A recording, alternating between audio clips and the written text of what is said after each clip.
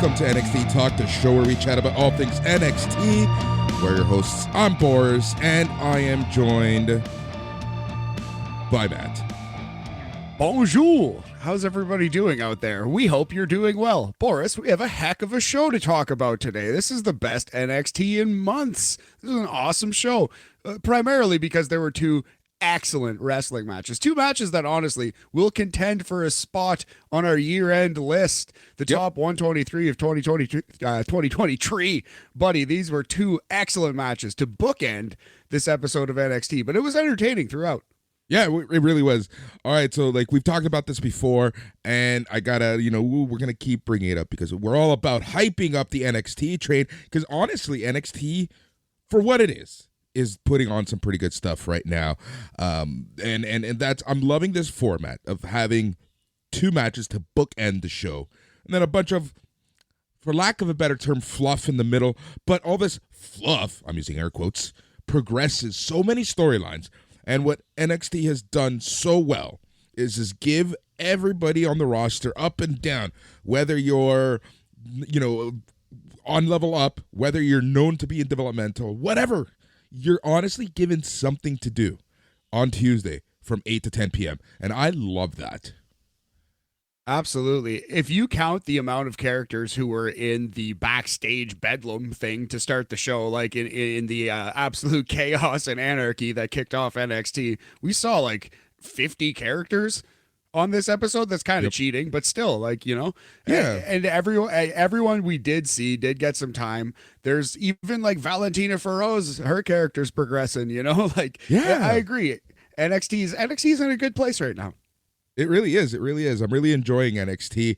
I've been covering it for Slam. You can read the reports or at slamwrestling.net. And again, though, these reports take so long to write because there's just so much going on in the 2 hours, right? A lot of quick match. I love the quick matches. That's one paragraph down, But then you have the opener and the main event, and just so much is going on, right? So that's that. So we're gonna get to that in a second. We're gonna talk some level up, no main event, but before all that, Matthew, number one, you look like you're a contestant on Hell's Kitchen, and I mean that in the most awesome way. Yeah, I'm a big bandana guy right now. I got blue shirt, blue bandana. Yeah. It's awesome. You're matching. I am, yes. Well, it's important, to look good while I stay home all day. I got a day off. I'm just going to catch up on some things I need to do, just around the house and in general. Nice. Last patron standing. Make sure all the X's are crossed, all the T's are dotted, and the I's are flourishing. I have no idea what I'm talking about anymore. But yeah, man, life is good. Got a day off. Going to enjoy it. What are you up to, buddy? How's things? How's the big homie? Good. Busy. Let's see. This week, it's only Wednesday morning. I have already worked almost 40 hours. Oh my God. So you put a full weekend. Holy shit. It's crazy. It's honestly insane how busy it's been. And I work Sunday. I count like some of the work I did on Sunday, some of the work I've already done today, this morning. I was gonna say, it's just been crazy, man. It's honestly been crazy. But it's been like 2 16-hour days. Yesterday was a little longer. But it's been crazy just because of like what I talked about on BAM.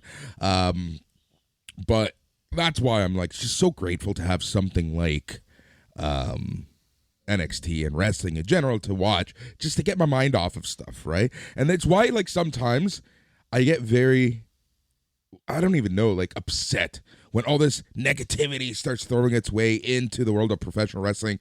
When thankfully no one on the SNME board, but when wrestling fans turn wrestling fans, right? Like it's just like it's like, whoa, it's a lot sometimes, because it's like I'm just trying to have fun, trying to talk about the shows, trying to do whatever. I don't need that negativity in my life. But no, man, I'm honestly doing really well. Can't wait for the next few days, because this weekend, if you're looking for me this weekend, don't. I'm disconnecting. Nice. The unplug. Well, man, you've earned the unplug. I was gonna say there's barely been 40 hours in this week already. How does that even make sense? But if you're counting Sunday, it's actually let me do the quick math. So I have officially put 33 hours. That's still wild, man. That's crazy. That's like a good week for me at my job. An average week, I suppose. A good week is like 40, but yeah. Man, just take some time for yourself, Boris. And thankfully, Papa HBK gave us a nice dose of NXT, a good show to watch here and talk about. He's more step Papa HBK. Yeah, stepfather Sean. Stepfather Sean, I love it. You know, the guy who sneaks in at night, bangs your mom and leaves before you wake up, but you see his shadow in the morning as you're getting water or going to the bathroom. I don't know if I put it exactly like that, but I see what you're driving at, buddy. The heartbreak man, Shawn Michaels. The heartbreak daddy. Exactly. Oh, man, I'm loving that. I'm loving the Waller stuff. But that's cool, and I think it is leaning towards the whole Dragon Lee being the champion of Shawn Michaels. So I can't wait to see that. Oh, interesting. Dragon Lee being the champion. I was thinking they're gonna bring back Spanky. Brian Kendrick, champion of the people. Oh, I love especially that. Kyrie Irving. No, never mind. Let's just get off this track. Do you want to talk about Level Up? Do you want to talk about do you want to talk about Brian Kendrick's political views? Brian Kendrick's political views, obviously. Let's talk some religion, some politics. Yeah. Then we'll close with a tight 45 on Kanye West. Oh, it's going to be an excellent podcast. But you know what? Okay, so before we do get started, like, to think that there are people in this world who literally, that is their podcast. Oh, man, I know. And sadly, if we did that, we would honestly get more notoriety, more listeners, probably. But who wants to put that into the world? I've had this idea for a podcast, but the issue is it's similar to, like, you know, how Colbert was. Huh? Your idea for a podcast was Kanye talk? Sorry to interrupt. Well, kind of. Like, okay, so get this. Before we get started on Level Up. So, you know how Stephen Colbert, when he started, he had the Stephen Colbert show, and he kind of played a character, like a right-wing leaning character, and sometimes his guests weren't in on the joke because they just went above them, right? So this was kind of like my idea around that time. And this was like when the Joe, the Joe Rogans of the world were really starting to become popular, right? When Ed Hardy shirts were like the thing. And it was to create a podcast where I would be a character, would never use my real name or anything, and it would kind of be like this bro dude, essentially making fun of, like, you know, the Joe Rogans and those types of podcasts, the Andrew Tates, the Joe Rogans of the world. I think it'd still work, man. You leave that, but it would be completely satirical, right? Like, it would not be serious at all. It would be like the most outlandish, crazy stuff, and the guests wouldn't know exactly if they're in it or not. It's something I wanted to do years ago, but my fear at that time, obviously, was people finding out, and then, you know, the shitstorm that would happen from that. Yeah, absolutely. And that's the thing. Like, it's best to just avoid it and not say things like, for example, Andrew Tate is a piece of shit in the inside of his heart, and I hope he dies in prison. You should probably just not say stuff like that and just do your podcast about wrestling. Exactly. So let's talk about some wrestling. Let's talk about some NXT Level Up. Yes, sir. So I'm not going to go like deep into the star ratings or anything. I tend to watch Level Up and Main Event in the background while I'm eating breakfast, kind of doing chores and stuff, but it's just a fun wrestling watch. And this was a good episode of Level Up because we saw Axiom and Sol Ruca. So let's get into the opener. It was Axiom versus Kale Dixon. Boris, Kale Dixon. Ironically, Kale Dixon reminds me. Is he related to Romaine Dixon? No, Iceberg actually, Dixon? Aruglia Dixon. They are brothers, cousin of Iceberg Dixon. Oh my God, terrible, just Terrible. But yeah, no, so Kale Dixon, actually, ironically, he reminds me of Duke Hudson. It's weird because they're both kind of tall stiffs and they have the same name, but backwards almost. Very similar names. But Kale Dixon has some potential. If he keeps with it, he could be something pretty all right. Axiom is special in the wrestling ring, and he got a decent match out of this tall rookie, Kale Dixon. Axiom wins with the golden ratio. Good stuff. Man, I love Axiom. Honestly, like, I am shocked at how well Axiom is being portrayed, how well A-Kid is actually portraying the character, how much of a push he's getting, how much attention he's getting, how much TV time he's getting. Like, I'm shocked. I'm all around shocked and pleasantly surprised. 100% agree, man. You say it every week, but you should say it every week because it continues to blow my mind. They do a good job with this Axiom fella.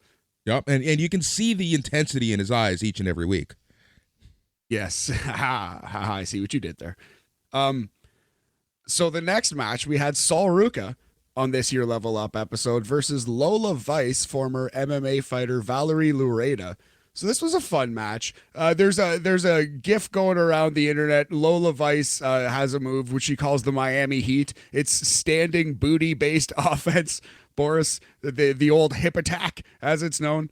But this is a very entertaining match, and they're really putting over Sol Ruca's athleticism on commentary and her finisher. She hits the Soul Snatcher, and the announcers lose their mind. And they talk about how it's going viral, and they compare it to Randy Orton. They said it was a Soul Snatcher out of nowhere. Lola Vice didn't see it coming. The whole match is based around this one spot. But they did a good job, and the way Lola has immediate presence, she's wrestled like 3 matches on TV, and you can already tell she's got something. She's obviously athletic. She was a real MMA fighter. I think Lola Vice could be pretty good at this pro wrestling thing. The way she walked in to the old Soul Snatcher, I'm sure they practiced it 1,000 times, but still it looked perfect. It looked absolutely beautiful. She like stumbled into it, not like, instead of just turning to your left 90 degrees, she did a 270 degrees dramatic turn the other way to perfectly land into the move.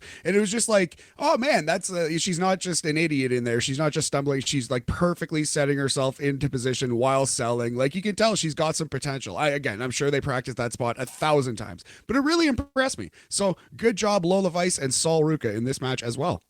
For research reasons, I am doing a thorough image research of Lola Vice right now, and GIF and whatnot. Yes, Valerie Lureda, yes, of course. Well, you've got to know what you're talking about on the podcast, you see. It's for research. Come on, it's for research. Everything is for research around here. No, but seriously speaking, I saw clips already of her in ring. People post clips of the house shows and stuff. But there's one picture that I'm looking at right now, and she's got something in terms of how we always talk about the facial reactions and this and that. So I'm assuming this is during her pose, during her entrance, but she's got that Jennifer Lopez, like, just bitch face. You said it, man. She definitely has like a charisma and it. No, I mean that like in the presence, in the like, best way, like intensity, exactly. not whatever. But yeah, good for her. I'm gonna absolutely save that for research for later. Jesus H. Also, I don't know if you guys could hear, but my cat just stormed into my room and is losing his mind, just meowing. I don't know what you want, little buddy. Anyway, so the main event of this match, a tag team match. It was Miles Bourne and Tavion Heights versus Tank Ledger and Damon Kemp. Sorry, I think it was Miles Bourne. No, yeah, that's correct. Yeah. So anyway, tag team match. Miles Bourne is the deaf wrestler. They actually cut a promo backstage, and that was pretty cool to see Miles Bourne cutting a promo. Damon Kemp was mostly the focus of this match. He was put over as the big star. He wins this match with like his new finisher, which is a rock bottom into a neck breaker. Yep. So he starts the guy into a rock bottom, throws him up into the air, goes behind him, catches him in a neck breaker. Pretty slick little move here. So yeah, Damon Kemp standing tall, tag team main event with Tank Ledger. No, sorry, yeah, it was Damon Kemp and Tavion Heights was the tag team. So I don't know if that's going to be Damon Kemp's long-term tag team partner. You'd think if Gable Stevenson's coming in, it's going to be with Damon Kemp as a team in some capacity, right? You know what? At this point, you just really don't know what the plan is for Gable Steveson. Absolutely have no idea. I don't even know. I don't even know if he's coming into wrestling. You'd think he'd already be there. Who knows though? Well, considering they put him on like the Kurt Angle track, right? Like, and by that I mean like intense training regime, right? But and then obviously we heard reports that he wasn't progressing as much. I think the last time we saw him was what, like Crown Jewel. Yeah, I believe so. I forget actually, but yeah, he shows up every now and then, every few months. I don't know. I'd like to see what they're going to do with him. Yeah, but exactly. For now, Damon Kemp, the little brother's killing it, or is he Big Brother? Actually, I think he might be Big Brother. I have no idea. Actually, I hope he's little brother. I like when the little brothers excel, like Owen Hart. I can't think of other myself. Those are the two most famous examples in the history of the world, I think. Owen Hart and Boris. Exactly. All right. No, that sounds like a pretty good episode of Level Up. Yeah, man. Yeah, absolutely. Anytime you get Sol Ruca and Axiom on it, it's a half an hour of wrestling watching. It's probably worth your time, Very cool. All right, let's jump to NXT because this was a very fun show. Possibly one person delivering a career-defining promo. Some pretty damn good wrestling. All in all, a very fun show. But let's kick things off with a little piece of business. That is, we are done with star ratings. We love to rate each match, though. And we like to use a rating system de jour, something that represents the evening. We'd like to have fun with this because that's what we're all about here on NXT Talk Fun. So, Matt, what are you thinking for this week? Well, we're celebrating Sol on this episode. I feel like Sol Ruca. Yeah, Sol Ruca's just breaking out over and over and over. Well, I don't know what you're doing on this episode. You're celebrating Lola Vice, but all hail. But yes, so here on NXT Talk this week, we're going to do generic surfer terms or even Ninja Turtle terms, cowabungas, alohas out of 5, etc. Boris rocking a Ninja Turtle tee right now. Yeah, man. And it's funny because when I brought up Ninja Turtles, I forgot I was even wearing this t-shirt. I didn't even notice until you just popped it up like Kobe Bryant. All right, yeah, exactly. All right, so let's start things off. The show starts off with a frenzy as the NXT roster was brawling in the hallway. Wes Lee was in the ring for his open challenge, and everyone was brawling to get to the ring to accept the challenge. Dabba-Kato took down Inofi and Blade on the ramp. Apollo Crews hits Kato with an axe handle to stop him from accepting, and then it was none other than a returning Nathan Frazier who leapfrogs past Crews and Kato, jumps on the apron, accepts the challenge. Yeah, that was that. So, question for you. What did you think of this start? I like it. I guess like it should always happen in wrestling, right? With an open challenge, like there should be guys racing to see who gets it. So it kind of, if you really think about it, makes less sense that it would happen at the start of the show than it would at any other time. Like if anything, this should happen in the middle of the show. Like Shawn Michaels should have control over his show to start it at the very least. Michaels is too business worrying about Waller right now. That's a very good point. This is a very good point. No, just a dumb little note. I really like this a lot. Start in the action. As soon as you flip on NXT, it's like, oh, what's going on here? And then immediately we get a big return and an awesome wrestling match. So yeah, a couple minute, quick little segment to grab your attention, setting up a great match. Nothing wrong with this at all. It's setting up an excellent match as Wes Lee went up against Nathan Frazier for the NXT North American Championship. Oh, this was amazing. I honestly forgot how good Nathan Frazier was. He's so good. Yeah, they really pushed his Seth Rollins connection. Seth Rollins trained this guy, Nathan Frazier. He's a super athletic kid. If you don't know him or have forgotten the works of Nathan Frazier, I think he was he Ben Collins? What was his name in the Indies? It was Ben something. And there was a big controversy because he was all set to go to AEW and he went to WWE at the time when that was seen to be like this horrible thing and you're ruining your career. But it turned out pretty well for Nathan Frazier. He's basically, he hasn't interacted with Seth Rollins much yet, but he's seen as Seth Rollins' protege, and he's having banger after banger on NXT TV. So I think Nathan Frazier, interesting prospect, super athletic kid, soccer player, football star in Europe. And yeah, man, I wish him all the best. I'm glad to see him back. Agreed. Everything you said is great. So, you know what this really reminds me of? Remember in the early days of NXT UK and your boy JD McDonough, how they would constantly push him as, the protege of Finn Balor.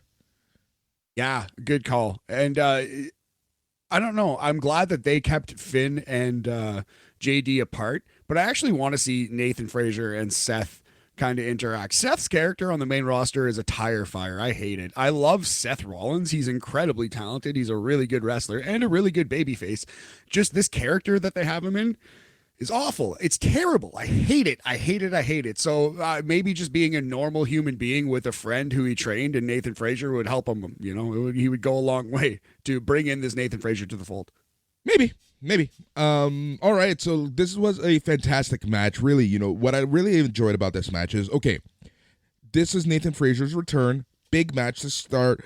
Yes, he gets the L, but they still do a great job of putting him over, making him look strong, while also making the champion look strong. This is a perfect example of, and I hate when people start saying stuff like, oh, they're burying Nathan Frazier. No, stop it. It is possible for two people to elevate themselves after a match, even after somebody loses. It's sports, and wrestlers wrestle a lot, so it's not as bad as a football team even losing a game or a UFC fighter losing a fight. It's ring rust, right? So I don't know. It's akin to when LeBron James comes back with his first game for the Los Angeles Lakers. He might not have fucking 50 points. You know what I mean? He's going to probably stumble a little bit. That's fine. They can tell the story of ring rust if they wanted to, and they don't even have to do that because it was an amazing competitive match. That's all it needs to be. And they did tell that story. They said Vic Joseph noted that this is his first match since October, and he noted that this is actually his first match since the last time he went up against Wes Lee. Frazier hits Lee with a moonsault into a modified jackhammer. This was similar to Axiom's DDT salt. Lee shoved Frazier off the ropes, who landed on his feet. Frazier hit Lee with a superplex into a final cut. And this is when they really talk about, Vic Joseph said that this is a modified version of Seth Rollins' signature suplex. Lee kicked out at 2 for a near fall. Frazier dropkicked Lee off the apron. Frazier crashed into the announce table when he went for a long-distance plancha.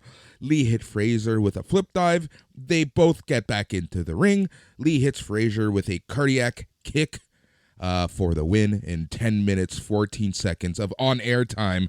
And that was that. Very good match, very fun match. Welcome back, Nathan Frazier. And Wes Lee, future NXT champ. I hope so, man. I think that would be a good use of Wes Lee. He has excellent matches with everyone, no matter how big or small they are, no matter how many years they've been in the ring. And when you get a veteran who complements his style, like Nathan Frazier, boy, howdy, this was great. It's something special, man. This was excellent. Go out of your way to watch this match. All right, so we've been talking about the NXT crowd, and this NXT crowd was much better, and you knew that it was going to be a good crowd, because after this match, as both the men shake hands in respect, the crowd starts chanting both these guys at them.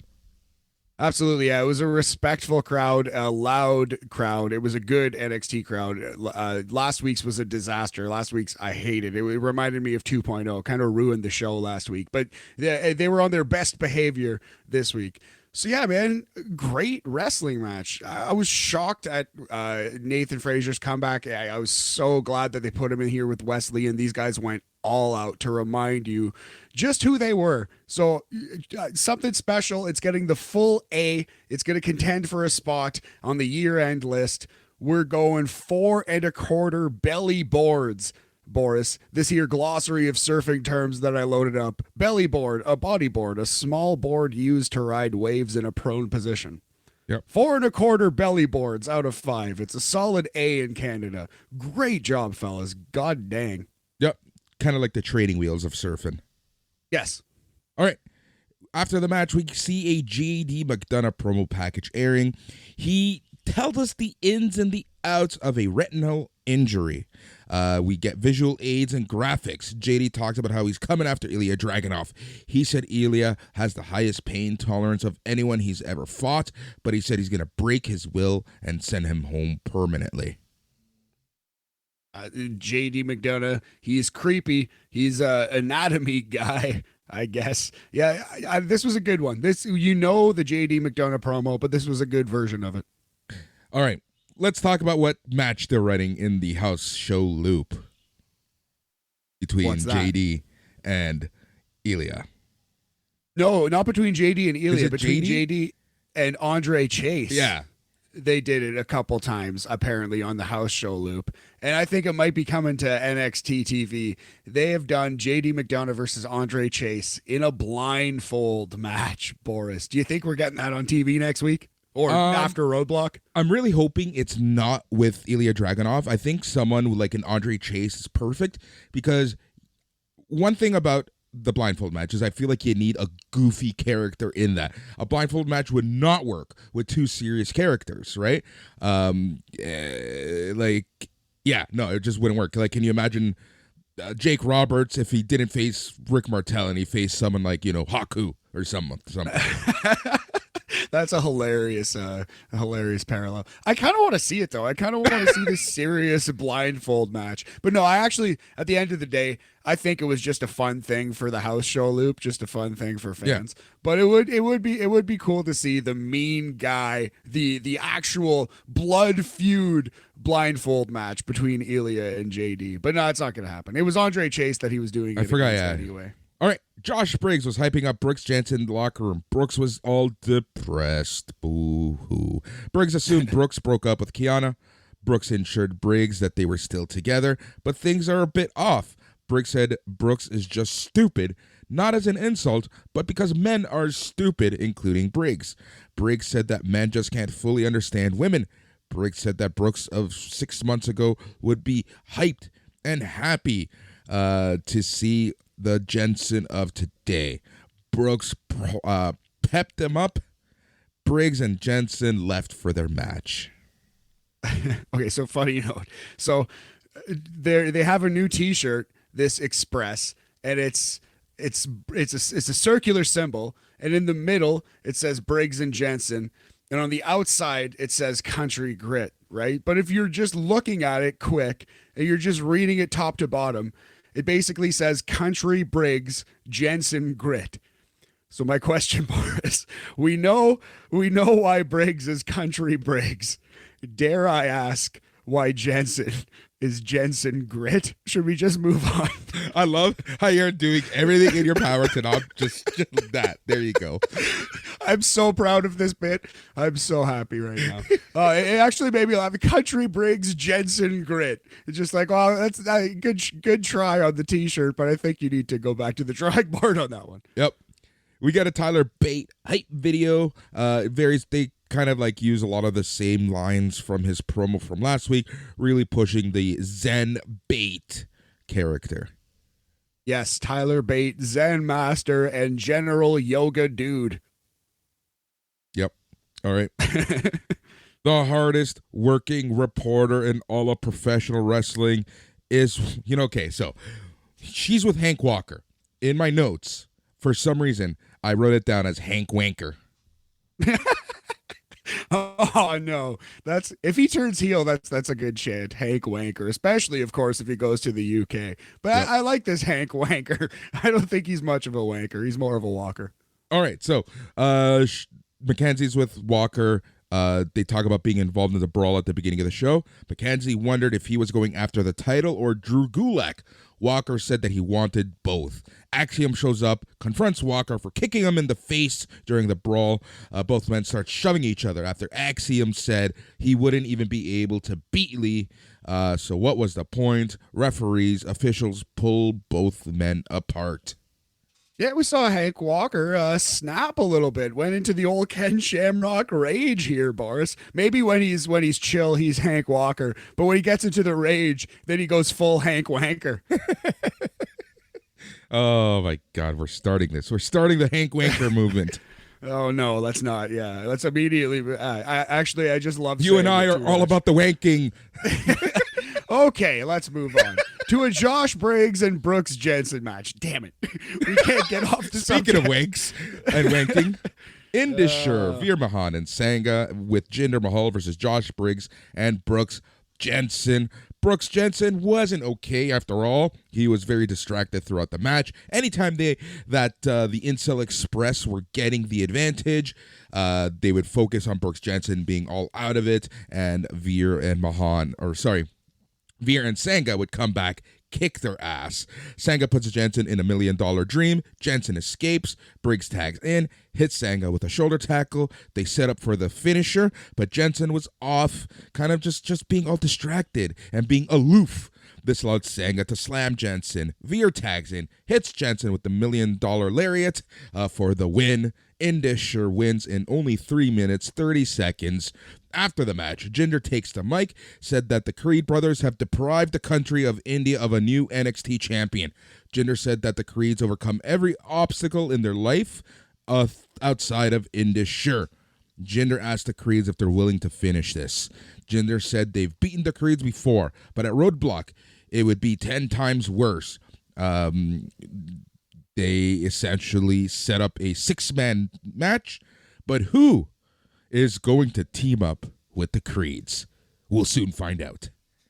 Yes, dun dun dun. A question that will indeed soon be answered. But yeah, this was a match. It was inoffensive, but ultimately not very good. Indisher steamrolled these guys. It was pretty much a glorified squash. So in terms of a rating, we're going to go 2 cleanup sets, Boris, out of 5. A cleanup set, a set of powerful waves that clears the lineup, much like Indisher is cleaning out this tag team division. So yeah, the promo after the match is okay. I like Jinder Mahal much more as the spokesperson of this team rather than the leader. I don't want him to be Triple H in Evolution or Ric Flair in the Four Horsemen. I want him to be the manager of this tag team. The fact that you even put Jinder Mahal in the same sentence as Triple H's Evolution, and more importantly, Ric Flair and the Four Horsemen, by God. Well, you're saying I don't want that. Oh, Lordy. But yeah, no, it was indeed a match. It was there. Footage was shown of Mackenzie. I'm sorry. Footage was shown of the hardest working reporter in all of professional wrestling, Mackenzie Mitchell, in the trainer's room, setting up an interview with Nathan Frazier. The doctor was about to check on Frazier when Katana Chance runs in to tell the doctor to follow her because something has happened to Wendy Choo. Mackenzie orders the camera to follow Katana and the trainer. We are led to the most dangerous place in all of pro wrestling, the NXT parking lot, and we see Wendy Choo laid out holding her arm. Yes, so we've seen Nikita Lyons attacked, torn ACL, I guess is the diagnosis, out for up to a year. Wendy Choo now attacked, holding her elbow. I hope it's not a real injury for Wendy. But it appears she is going to be out for some time too, and there is an unknown assailant in the parking lot. Also, Boris, this reminds me, it's time to update the crimes spreadsheet on NXT. Agreed. Oh, yeah. Got to get that going. And I love the fact that you're actually doing it. All right. All focus here. No more jokes for the next 2 seconds because this was awesome. Gigi Dolan makes her entrance to the Toxic Attraction theme. Gigi told the production people to cut the music because that's the last time you're going to hear the Toxic Attraction theme. Dolan talks about how this isn't the first time she's had her head kicked in by someone she trusted. She said JC will find out who Gigi Dolan truly is. Dolan said that JC is all about the superficial things like glitz, glamour, money. And Gigi even admitted that it was fun being the mean girl for a while. She said for JC, it was a way for her to channel her insecurity. But for herself, it was a way to channel her inner demons because she's just been happy to survive. Gigi said that she trusted JC with all of this information, and the last person that she trusted with this closely betrayed Gigi, and that was her own mother. She said that her mom used her as a punching bag and caused her to run away from home. She said she wanted to prove to her little brother that they can indeed escape the cycle of pain and made sure she made it into the WWE. She said she's been knocked down time and time again and has gotten up. Gigi told JC to bring everything she has because she's going to take every bit of pain, suffering, rage, and hammer the final nail in the coffin of toxic attraction. Yeah, so I don't know, man. I loved this so much. It was way heavier than I was expecting, especially when she was getting into, the trauma of her childhood and the abuse that she had suffered. But yeah, man, it was just so heartfelt, so good. And the entire time we've been saying we really like Gigi Dolan, but there's something off about her, and it feels like she's not comfortable in her character. So not only did they address that and make that part of the storyline, but they instantly changed her character. So now whatever it's going to be, it's going to evolve hopefully into something she's more comfortable with. I could see her being kind of like a babyface Raven. I don't even know what that really looks like. Similar to Darby Allin, ironically, for a number of reasons. I think she could be NXT's Darby Allin character, a female take on the Darby Allin character. And the new Paige. She could be the new Paige is a way to look at it. Yeah. I honestly thought that goth babyface. Yeah, I honestly thought that this promo was leaning towards her changing her name back to Priscilla Kelly. Maybe. Yeah, Gigi Dolan is kind of a fancy mean girl name. She could change it, but I don't dislike the name. She chose at all. it. It's grown. Yeah, it's grown on me. At first I thought it was kind of weird, but it's grown on me. I don't mind it at all. This promo was excellent. And part of the reason why we're saying that this was the best NXT in months and months and months. Probably the best moment of her career. I can't wait to see more. It made me really want to see this match, which is kind of crazy. But between the disgusting curb stomp, the shoot boot into a door, and this promo, there's some hatred going on here. And I want to see these two characters wrestle in a wrestling ring. This is what it's all about, man. So home run. 500-foot home run. Excellent job by Gigi Dolan. Yep, agreed, 100%. Absolutely love this. It was so freaking good. Do you want to take this Chase U skit while I deal with one small little thing? Yes, absolutely. So yeah, there is a Chase U promo. Duke Hudson apologizing to Thea Hale, sorry, which I think it was necessary due to the whole weird vibes of the stuff last week. Duke Hudson does apologize to Thea Hale for basically yelling at her for being kidnapped, but he says he means what he said about Chase U. They shouldn't coddle her. But then it gets spooky, Boris. The lights go off and we get the horror show, and the schism hacks into Chase University. And I'm a little worried now because the schism, are they getting spooky again, Boris? They went right back to everything I hated about them. They were getting so cool. They were getting a lot of TV time. They were being used well. And then all of a sudden you do the 360 and we're back to where we started. They just have to remind us that Joe Gacy has spooky powers. Don't forget, we made this guy spooky. So it just sucks. We don't need spooky characters in wrestling. If you're going to have one Bray Wyatt, that's cool. You don't need a Bray Wyatt on SmackDown and on Raw and on NXT and 3 on Main Event and 5 on NXT Europe. We're good. We're good with spookiness. And we already have Mama Shango, Isla Dawn, who's doing a great job being spooky. So now there are 2 characters on NXT, 2 groups who are spooky. Again, just stop with the hocus pocus, with the schism, please. Just let them be anarchists. Let them be normal human beings. Rebels without a cause is fine. Just, they don't have to be wizards. Stop making them wizards, please.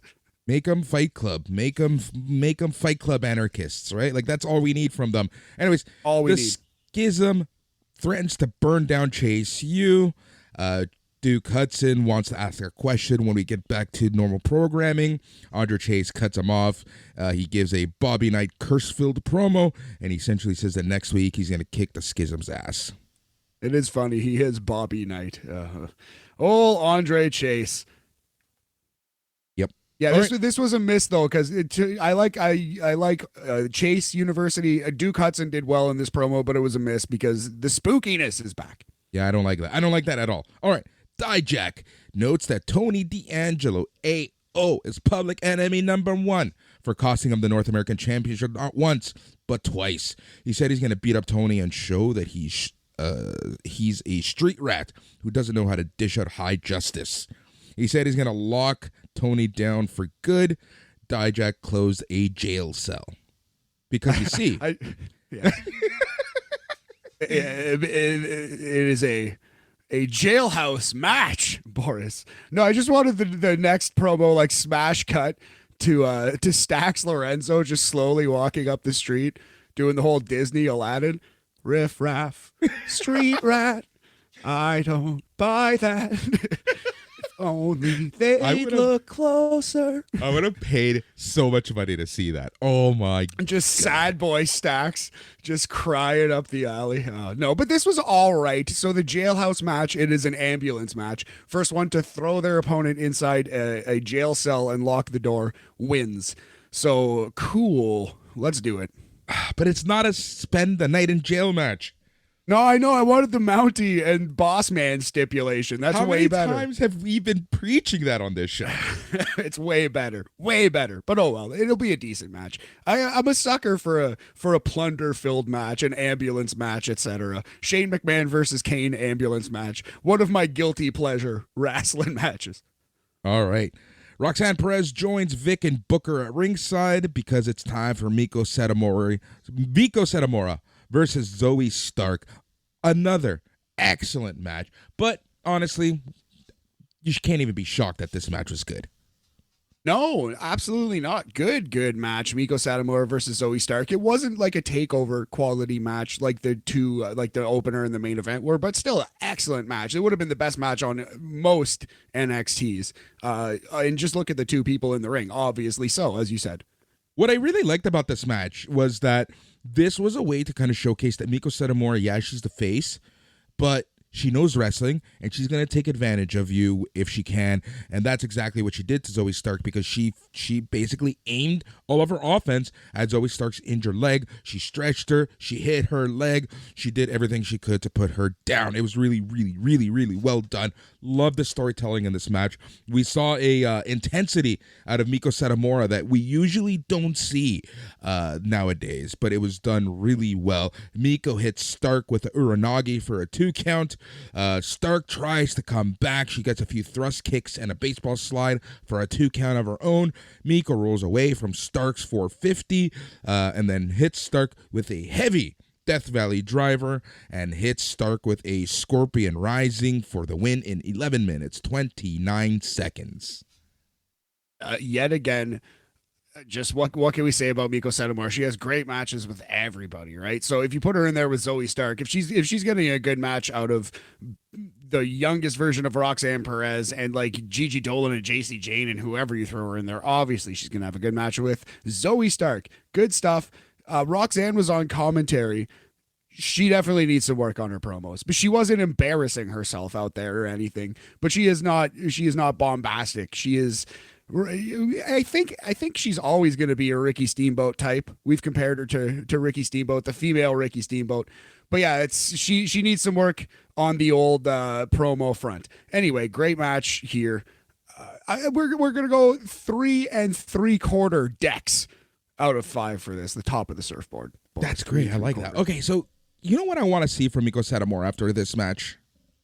What's that? Turn her into the murder grandmother. I love it. Murder grandma. I was just saying, if there's any way we could build to a Miko versus Asuka match, I would pay $100 to see it. I'd throw down my own money right now to see it. Oh, yeah. I don't know how you get there. We could do a fantasy booking podcast and get there, but I hope one day they could cross paths in this WWE. Yep, but yeah, murder grandma. I honestly think that's where they need to go with this. I love it. Turn her heel. Let's go. Yep. All right. Roxanne Perez gets into the ring. The two kind of just glance lovingly into each other's eyes before next week's match. All right, Vix Joseph sends the show to a replay of last week's end of the show where Grayson Waller hijacked the production truck and he called out the Heartbreak Man, Shawn Michaels. Vic then aired a tweet where Shawn Michaels accepted Waller's invitation to the Waller Effect. You know what I loved about this? The fact that they're keeping Michaels off of TV until next week. Yes, I actually was surprised at that choice, that they had the patience to do that, but I thought it was very smart. Good call. Yep. All right. The hardest working reporter is at it again because this time she's in front of the the front of the doctor's office door, Tiffany Stratton shows up and notes that the number one piece of advice is to avoid the NXT parking lot. Katana Chance and Kaden Carter show up to point out that Stratton might have a motive to attack Wendy Choo due to them having a feud. Katana Chance challenged Tiffany Stratton to a match later. All right. I'm almost convinced that it's Chance and Carter beating everyone up. It might be. They have been leaning heel and then not going heel. That could be a good way to actually finally just turn them. Yep. You know what? You know who I think it might be? I'm not sure, because she doesn't ever have to come back to wrestling. She's making hundreds of thousands of dollars a month. Mandy Rose, baby. What if this is a way to get Mandy Rose back into the fold? Dude, the sky's the limit, right? Like, that's the thing. Does WWE even know who this is right now? Probably not. Maybe not. But yeah, see, if I'm them, if I'm WWE, I have like a plan B in mind, who it will be if we can't re-sign Mandy Rose in the next 365 days. You have basically until Nikita Lyons is healed to re-sign Mandy Rose. That's what I want to see. And then Mandy versus Nikita. That's a natural feud for a number of reasons, I feel like. And honestly, Mandy Rose has become such a good wrestler, though she would be rusty with a year off. I think she could help Nikita Lyons because she is that good at wrestling now, honestly. I think she has that much to offer. Yep, agreed. Love where your head's at on that one. All right, Sol Ruca makes her entrance for the next match. I love that Zoe Stark and Sol kind of glanced at each other when they passed by each other. That was really, really well done. Yeah, and then Zoe's look afterwards, like, she didn't dismiss her, but she was like, kind of like, ha, you lost, idiot. And it just kept moseying to the ring. I really like that. Sol Ruca's she gets it. She's got that nuance, you know, like, just with a quick little look, she knows she's on TV, and that's all you need for television acting, is like, it's all with your eyes and your face, right? So love that. Yeah, and I love the fact that in NXT especially, like, the faces, they're faces, but they're not necessarily stupid faces, right? They're like human beings. The issue that I have with the main roster faces is that, you know, they still treat them like it's the 80s. Yeah, they're complete cartoon characters. Well put, yeah. Brutus and Julius Creed were in the hallway discussing who they should pick to team up with against Indus. They run into Damon Kemp. Julia said that Kemp is a bad man, but it might take someone who's calculated, sly, remorseless to face Indus. Kemp seems hyped. He seems like he wants to accept. He seems like he's gloating that the Creeds need him. Kemp then asks, are they putting the band back together? Then he starts laughing at Julius Creed. Then Braun Breaker shows up, said he's willing to team with the Creeds for having his back last week. Brutus was excited. Julius acted pissed because Braun didn't show up a minute earlier, and he embarrassed himself in front of Kemp.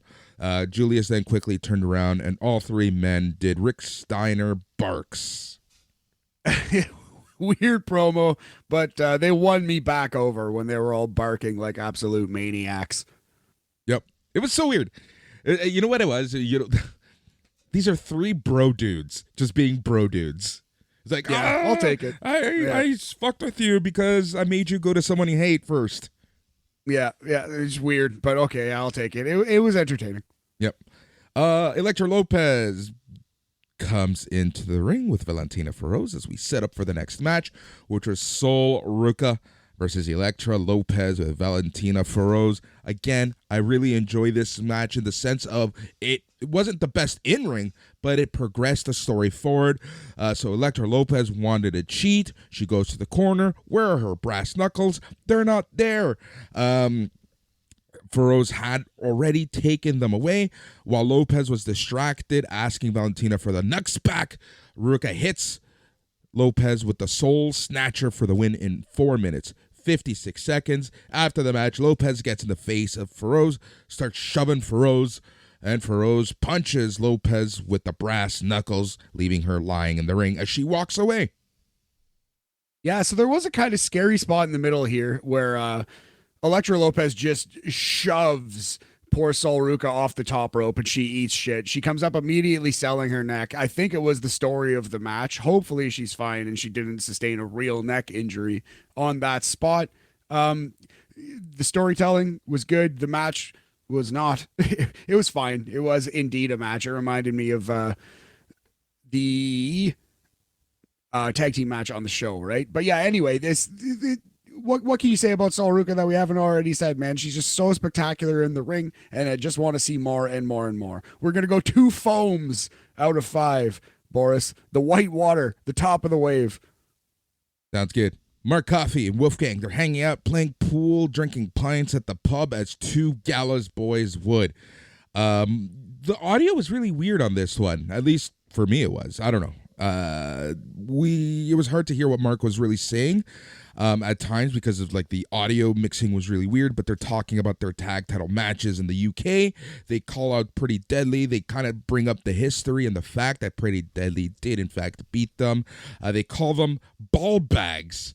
Mark continued to hype up Wolfgang, who was eyeing up the perfect pool shot. Wolfgang ends up hitting his mark. Some random dude bumps into Wolfgang, and that was the worst thing that he could have done because Wolfgang cracks a pint glass over the man's head and beats the shit out of him. It was pretty funny. And then, yeah, just Mark Coffey just sitting there nodding like, yes, horrible assault. That's what we needed. Add that to the list. Oh, yes. Yeah, very good. Yeah, we'll add that to the NXT crimes. Okay. I do agree that the audio is maybe weird. Also, obviously, they have extremely thick Scottish accents. They might need subtitles on these Gallus boy promos. But the things that I understood were quite good in this promo. I thought it was a good step for Gallus. They're seeming like a big deal. The Scottish APA here. Yeah, that's exactly what they're turning them into. The Scottish APA. I like that. All right. The hardest working reporter is with Mackenzie Mitchell. This time, she's with Pretty Deadly's Elton Prince and Kit Wilson, who were bragging. Wilson did a Bully Ray impersonation by saying, Wolfgang, get the pool tables. Mackenzie aired a tweet of Drew McIntyre praising his fellow Gallus countrymen. Kit Wilson invited Gallus to a civilized discussion next week. Prince high-fived Wilson and left Mackenzie hanging. So, are we going to see Drew McIntyre in NXT pretty soon? I hope not. You hope not? I think it'd be nice to see Drew. No? I don't know. He's got better stuff to do. That's fair. That's fair. Yeah, go wrestle Gunther 6 times. Exactly. Legit, I mean that. Please do. All right. What are we doing here? Blah, blah, blah. Booker being a creeper on Tiffany Stratton. Vic Joseph saying that Carmelo would be upset. That really made me happy. Right. Tiffany Stratton versus Katana Chance with Kaden Carter. Yes, again, just a match. WWF superstars, a classic. 2 hang 10s out of 5. But there are some things to like about Tiffany Stratton, and Booker T has taken his focus from Mandy Rose, and Tiffany Stratton is his new thirst trap on commentary or something. I don't quite know what it is, but yeah, Booker T loses his damn mind for this Tiffany Stratton every week. That's becoming quite entertaining too. So Boris, I don't think Katana Chance and Kaden Carter are going heel yet, though, because your girl, Isla Dawn, and her witchy woman friend Alba Fire came out to kind of screw with Katana and Kaden. So it seems like they're staying babyface for now. For now. But we have a year. Good point. It's a good point, bro. Hopefully they're not still here in a year, but we have a year. That's a good point too. Yeah, if they're still in NXT to pay this story off in a year, that's probably a problem too. But yeah, no, this was a pretty average match, exactly what you were expecting. Some cool high flying in the few minutes that they got, and then Tiffany Stratton wins with her triple jump moonsault. Yep, after Mama Shango and Alba Fire come to distract Chance and Carter. Match only went 3 minutes 40 seconds. That was that. After the match, Tiffany grabs a mic and she said she just doesn't want to be called the best, but she wants to be called the NXT Women's Champ. She said she doesn't care who wins next week because Tiffany Stratton will be the next NXT Women's Champion. Stratton versus Roxanne, interesting proposition. Or Stratton versus Miko if Roxanne loses and moves up. I doubt Roxanne's going to lose. Same. Hopefully not. Same.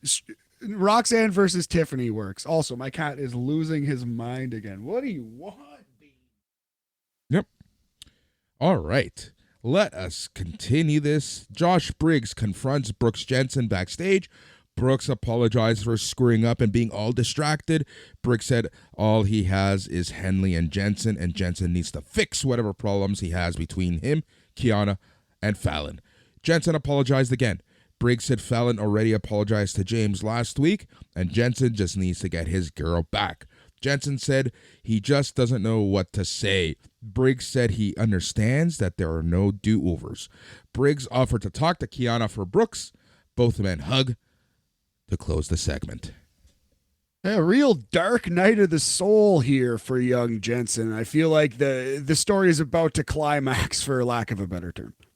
Axiom versus Hank Walker. Pretty quick match. This was all Axiom. Hank Walker really didn't have too much here because Axiom is the veteran. Walker reversed Axiom with a pounce. Walker hit Axiom with a few corner splashes. Walker turned Axiom inside out with a lariat. Axiom rolls up Walker for only a 1 count, and then he hits Walker with a running knee and a switch kick, setting him up for the golden ratio and the win in 3 minutes 43 seconds. While Axiom was on the ramp, Scripps is being all creepy. He's at the ring entrance. Axiom walks up to Hank, pats him on the back, saying he's special and needs to keep up fighting like that, and Scripps disappears before Axiom notices. I actually didn't even notice young Scripps flipping around in the background. Great call, Boris. Okay, so this is the difference between a great professional wrestler and two wrestlers who are good, but just in there doing their job. This was a very good match because in 3 minutes and 30 seconds, Axiom had a beginning, middle, and end, a story, and both guys came out looking much better than they went in. So, excuse me. We said it before, man. I think it was last week, but every time I watch Axiom, I just think, man, this guy's the new Bret Hart. Because that's what Bret Hart used to do in all of his matches. If he had 3 minutes with Papa Shango, it was a good match with a story, and you liked both guys more after the match. And that happens every single time Axiom has a wrestling match. So good stuff overall. We're going 3 mush burgers, Boris, out of 5. A mush burger is a slow rolling, perhaps you would say fat wave. Not that I would call Hank Walker any of those things. I'm going to give this match a 3.5. You know why? No. I'm going to give this one a 3.5. Why is that? Because the story of Hank Walker right now is that he's been plucked out of thin air from security into wrestler, learning under Drew Gulak. He isn't developmental. He is literally developing in front of our eyes, both in real life and in story. So the fact that they kind of have that parallel with Hank Walker is amazing. So him kind of being green, him not being the best, him learning on the spot makes so much sense. And I think Hank Walker is hitting it out of the park with that. Yeah, man, it's very clever. I really like what they're doing with Hank Walker, and you've sang the praises of Axiom a number of times on this podcast on this specific episode, and I just agree with every word of it. So yeah, good stuff. I will accept your 3.5 mush burgers out of 5 for this one. The show cuts to Grayson Waller cutting a promo on Twitter where he continues to brag about himself and he trashes the Heartbreak Man, Shawn Michaels. Walker wondered if we're getting the Heartbreak Kid next week or the corporate stooge that we've seen for the past few years. I'm cheering for Stooge. I'm hoping for the Stooge. No, nobody wants to see the Stooge. We want to see a super kick and perhaps even Shawn Michaels versus Grayson Waller at Stand and Deliver. Could you imagine? No, I can't, and I don't want it. I honestly don't want Michaels anywhere near a match. You know what's funny is I know in my brain, obviously, that Dragon Lee versus Grayson Waller will be better, but I want to see Shawn Michaels versus Grayson Waller 1,000 times more. I'll tell you that. Yeah, I get that. No, I'm the same way, but I think with my brain, not my heart. I think with my heart and McCuck. No, that's dumb. Let's just move on. Jesus Christ. All right, Tyler Bate comes out to a remixed version of Peter Gabriel's Sledgehammer. I don't know why I put that in my notes. And not even a remix, though. An elevator music, a Muzak version. They neutered this song like a dozen times. And I love every second of it. don't know why. You would. This is like the MIDI file version of Sledgehammer. This is like the 8-bit NES. Sledgehammer. Yes. Sledgehammer on Game Boy Advance. But this is better than the other versions that they've used for Tyler Bate, Zen Master. I actually think it's getting worse every time. That's my personal take on it. This is my favorite one, by far. Really? Maybe because it's so bad. It might be so bad it's good territory, but yeah, it seems like Tyler Bates' theme song is getting worse every single week, in my opinion. Unlike his wrestling abilities, because he went up against Carmelo Hayes with Trick Williams, dude. I don't even know what match was better between this or the opener. I actually think the main event was better. Mello versus Bate. I think it was better than the amazing opening match. Yep. Wes Lee versus Nathan Frazier. I think the main event was better. One of the things I noticed while watching this was Carmelo Hayes was always in shape. He was always looked incredible. But have you noticed he's main roster shape right now? Yeah, dude is shredded. So is Trick Williams too. And when they were up on when they were making their entrance, and it's cool. Mello's getting like a Goldberg style, like Goldberg. He's getting a Mello. I hope that carries over to the main roster because that's going to help make him into a star. But yeah, with the Mello chant going on, with them standing on the apron and the top rope for Trick, looking absolutely shredded, I was like, holy shit, like this is money, not just like easy main roster, but like main roster money waiting to happen. Like these guys are superstars. Okay, I know this gets said all the time, but this might be the closest to Diesel HBK that we've ever had before.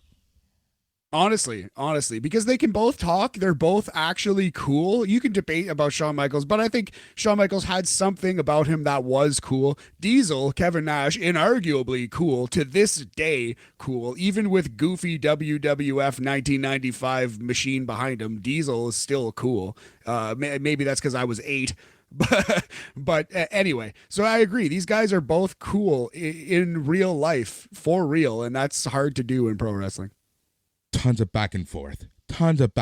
Trick Williams distracts Bate. Bate knocks him off with a bop and bang. Bate slams Mello to the mat. We hits him with a standing shooting star for a 2 count. Little bit later, Mello reversed a helicopter spin into a roll-up for a 2 count. Bate catches Mello with a pump kick. Bate recovered and put Mello into a helicopter spin.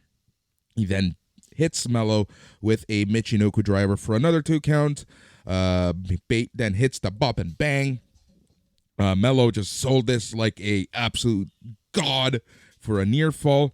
Mello sent Bate into the corner with a drop toe hold. Bate and Mello traded right hands in the center of the ring as the crowd was really getting hyped up, and so was I. Both men go trade right hands. They were giving each other stiff punches. Mello hits Bate with an underhook slam. Mello then hit Bate with a final cut suplex for a 2 count. We keep seeing the match go on. Mello went to the top rope, but Bate ran up and hit him with a superplex. Trick Williams gets on the apron once more. He distracts Bate. Bate missed a spiral tap. Mello then hit Bate with a code breaker, sets him up for his finisher. So Mello goes to the top rope and hits nothing but net for the win in 11 minutes, 20 seconds. After the match, we see some hype for Roadblock.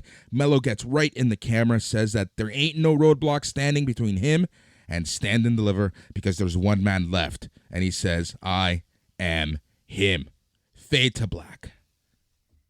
Just an unreal match. The sell of the code breaker, the second to last move in this match when Carmelo Hayes hit Tyler Bate with that code breaker. Well, one of the best code breakers I've ever seen. Tyler Bate made that look so cool. And then he was in perfect position for Mello to hit his awesome leg drop, the nothing but net, as he's calling it.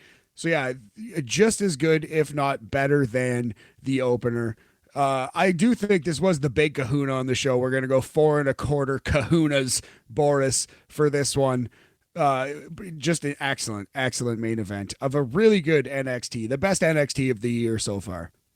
Oh, this show was so well done. I really did enjoy this match. This entire show, I should say. Really well done. Good stuff. I'm happy. You're happy.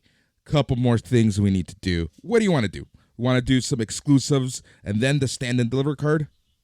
Yeah, let's do that. Actually, just because I have it open, let's quickly go through, because it's the end of February, the NXT crimes so far, Boris. Quick reminder of what's gone on. So, and this is, we may have missed some, but this is just what I have written down. In January, Dijak, kidnapping, assaulting, and possible torture of Stax Lorenzo.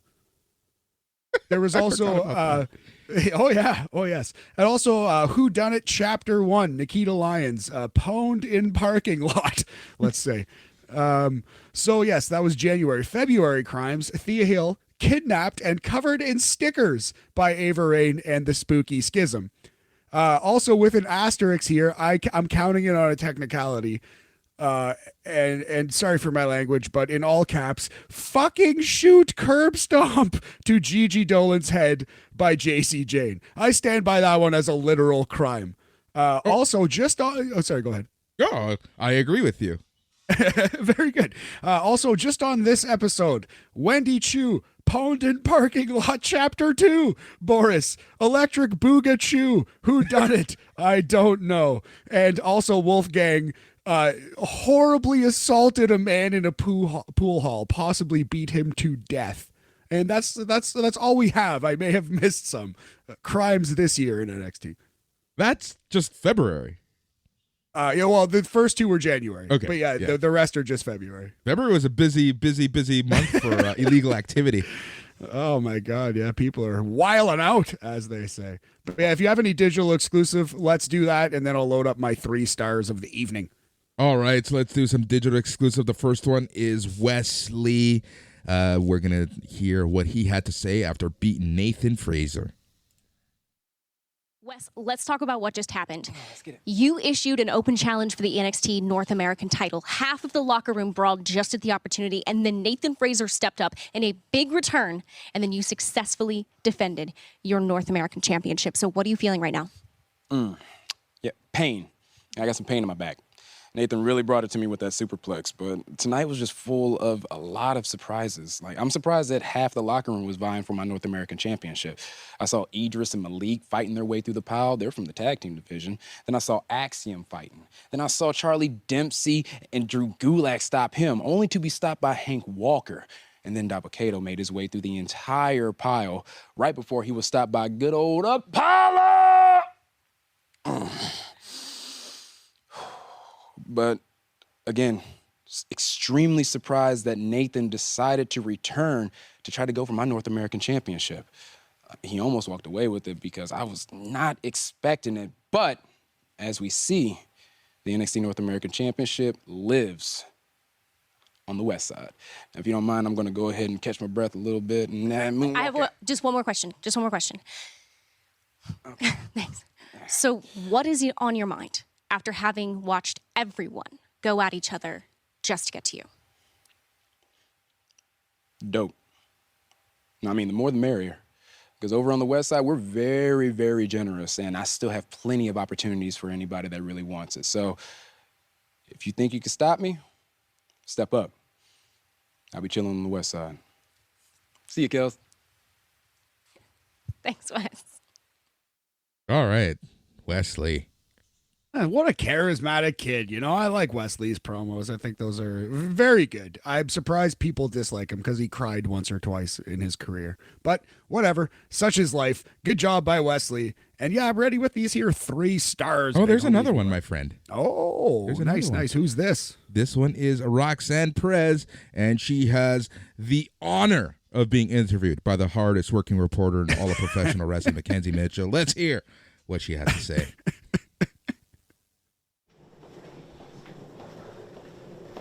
Excuse me, Roxanne. Hi. So tonight on NXT, you were on commentary for Mako Satomura versus Zoe Stark. Of course, next week at Roadblock, it's you versus Mako for the NXT Women's Championship. How are you feeling leading into next week? I feel ready. And honestly, I don't think I've ever felt more ready in my life. Yeah? Yes, Mako is a living legend. She's a trailblazer for women's wrestling, but I don't think she realizes that I'm not the same competitor she stepped in the ring with a few months ago. I've worked to become a prodigy, and I am the NXT Women's Champion. And next week, I'm gonna show her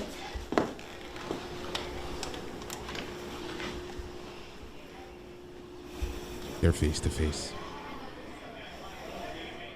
And that was that. Miko walked in. Face to face confrontation. And the tension, the dramatic tension to close the promo. I think we're getting Murder Grandma. Ooh, heel Grandma Miko Satomura. That could be fun. Yeah. All right. 3 stars time.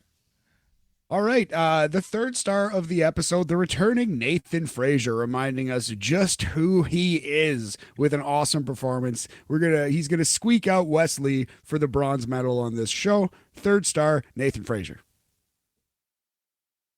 Second star, the silver medalist of this episode, Tyler Bate, loser of the main event with an awesome performance. And I'm digging the Zen Master character. I am not digging the elevator music Peter Gabriel Sledgehammer theme song. Boris disagrees with that take. You have no taste in music. I prefer Ariana Grace's theme song to Tyler Bates. That is my response to your statement. The first star of this episode, Carmelo Hayes. Great match, which he won in the main event, and then cut a promo looking into the camera and challenging the NXT champion to face him soon. So he was the star of this show. I don't think that's a debate. He looked awesome. And Trick Williams looked awesome too as the manager. Always makes you laugh with his shenanigans outside the ring. Can't wait to see them on the main roster. I wonder when it happens. Maybe SummerSlam-ish, because Melo's going to win the title at Stand and Deliver. If he wins a title, I don't see him leaving before Survivor Series. Interesting. Maybe. I think he could win the title, hold it for a couple months. He doesn't have much to do after. But does he even need the title at this point? No, but it'd be good to have it. It'd be good to have it and keep getting Trick Williams that ring time and let him have main event matches as a babyface, because he's done all his work as a heel so far. Fair enough. All right, let's talk some NXT Roadblock. It is next Tuesday, March the 7th in the year 2023. All right, let us go down the card. So first off, we have the Grayson Waller effect with special guest Shawn Michaels. I suspect that this is going to be a lot of fun. I think it will be. I'm very intrigued to see where this is leading in the ring. Who is Grayson Waller going to end up facing? Is it Albert? Is it Shawn Michaels? Is it Dragon Lee? Is it Marty Jannetty? Boris. That would be hilarious. All right, we're also getting another face-to-face that's pretty deadly. Have a gentleman's conversation with Gallus. Well, we just saw Wolfgang beat the pants off a man for bumping into him in a bar, so this might not go well for the young, pretty deadly boys. Gigi Dolan versus JC Jane. I would not have said this before last week, or I might have been mildly excited because of the boot, but after the promo, I can't wait for this match. I can't wait to see what they do. I hope Gigi has a breakout performance, and JC needs one too. And if you honestly, so I sent you the link to part 1. There's 2 parts to that documentary. Watch it. This is why I really, really respect Priscilla Kelly. You should post that on the Twitter and on the Facebook for this podcast when you post those on the social media, Boris. That's a really good. I got to watch that doc. I have yet to do it. All right. Andre Chase versus Joe Gacy. Huh. All right. Well, I hope they keep the spookiness and shenanigans to a minimum. Indusher and Jinder Mahal versus the Creed brothers and Braun Breaker. That'll be a lot of fun. I love the idea of the Creed brothers and Braun Breaker as a trio, and we've already talked about how Braun Breaker and Cody Rhodes are such a natural team. What if when Cody wins the title, he gets a little Nightmare Factory going with Braun and the Creeds? Huh? I never even, that's actually pretty cool. I like that idea. Idea. Interesting. Jailhouse Street Fight, Tony D'Angelo versus Dijak. Sure. Lock your opponent in a box match. Let's do it. I mean, like I said, I love these matches. For some reason, I'm a sucker for them. I even liked the Hog Pen match, Triple H versus Henry Godwin. How old are you? Like 6? I was like 6. No, I was, yes, 6 years old. No, 8. I was 8 years old during that match. I love that match though. I said this on the podcast before, but I used to recreate that match with my wrestling buddy, the Macho Man wrestling buddy, and throw him into my bathtub, which was the pig pen. Sometimes I would lose and he would throw me into the bathtub. And then you would start your shower. Yes. Well, I was 8. I still took tubs then. NXT Women's Championship match, Roxanne Perez versus Miko Satomura. I'm most excited for this one. I cannot wait to see what they do. It should be the main event of this program. I'm sure it will be. I hope it will be. I hope they don't put the Waller effect. Those have never gone on and ended a show well. And I just want to see the murder grandma be born. Like, that's literally all I want from this match. Fully co-signed. For NXT Stand and Deliver, we don't have anything official, but it is safe to say we're going to get a North American title ladder match featuring Wes Lee and a bunch of people. I think they clearly set that up on this show, and they've been doing it every year for a while. And Braun versus Melo, that's for sure going to happen. Roxanne versus Tiffany seems to have been set up on this show as well, or maybe Murder Grandma versus Tiffany Stratton, perhaps. I think it's going to be Murder Grandma versus Roxanne Perez. I think something's going to happen weird to end this match, and Miko's going to snap. We're going to get Satomura-gun started, and going to kick Roxanne Perez for the next few weeks, leading us to Stand and Deliver. Satomura-gun just brought so much joy to my heart. I want to see Murder Grandma so badly. I hope it happens. But no, I think Roxanne versus Tiffany Stand and Deliver makes a lot of sense. That's what I personally think the direction is. Also, another prediction, Indus Sher versus Gallus. That'll happen on that show too. Probably, more than likely. Or maybe a triple threat. I can see Stand and Deliver being full of multi-people matches, similar to how Vengeance Day was, just because that's going to bring asses to seats at 10 in the morning. I know what you're saying. Yes, I think you might be correct there, homie.